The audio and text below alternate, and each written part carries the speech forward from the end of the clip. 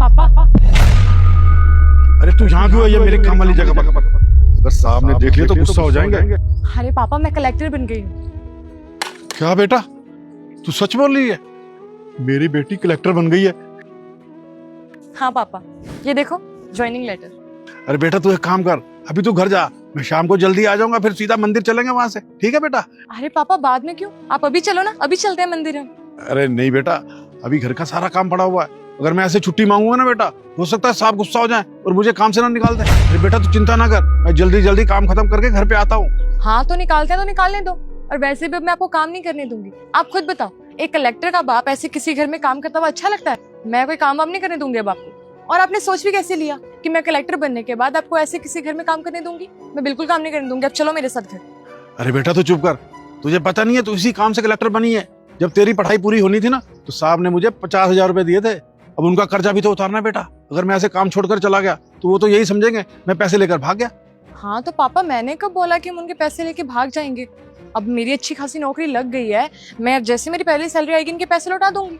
मैं मानती हूँ उनका एहसान है हमारे ऊपर, और ये एहसान मैं कभी भी नहीं भूलूंगी, लेकिन इसका मतलब ये भी नहीं है कि मैं आपको यहाँ पे काम करने दूंगी। मैं इनके पैसे लौटा दूंगी, आप बस घर चलो। अरे नहीं बेटा, मैं ऐसे नौकरी नहीं छोड़ सकता, मेरी बात को समझ। साहब अकेले रहते हैं घर पे, अगर मैं नौकरी छोड़कर चला गया तो सारा घर कैसे संभालेंगे? अब बेटा तू ही बता, मैं एकदम से काम छोड़ दूंगा और साहब को पता चलेगा कि बेटी कलेक्टर बन गई और इन्होंने काम छोड़ दिया, तो बेटा अच्छी बात तो नहीं है ना। उनको तो यही लगेगा ना, इनका मतलब निकल गया तो इन्होंने काम छोड़ दिया।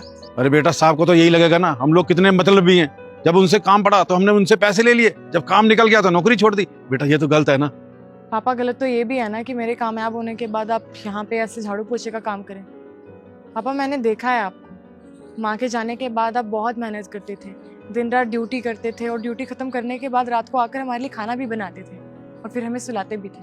और पापा मैंने देखा है आपके पास सोने तक का वक्त नहीं होता था। बस पापा अब बहुत हो गया, अब मैं आपको यूँ काम नहीं करने दूंगी। अब आप आराम करेंगे, काम मैं करूंगी। सही बोल रही है आपकी बेटी। क्यों करना है आपको काम? आपको काम करने की ना कोई जरूरत नहीं। कांग्रेचुलेशन, आप कलेक्टर बन गए। Thank you so much sir. लेकिन सर मेरी आपसे एक रिक्वेस्ट थी, आप प्लीज़ पापा को बोलो ना यहाँ पे अब काम ना करें।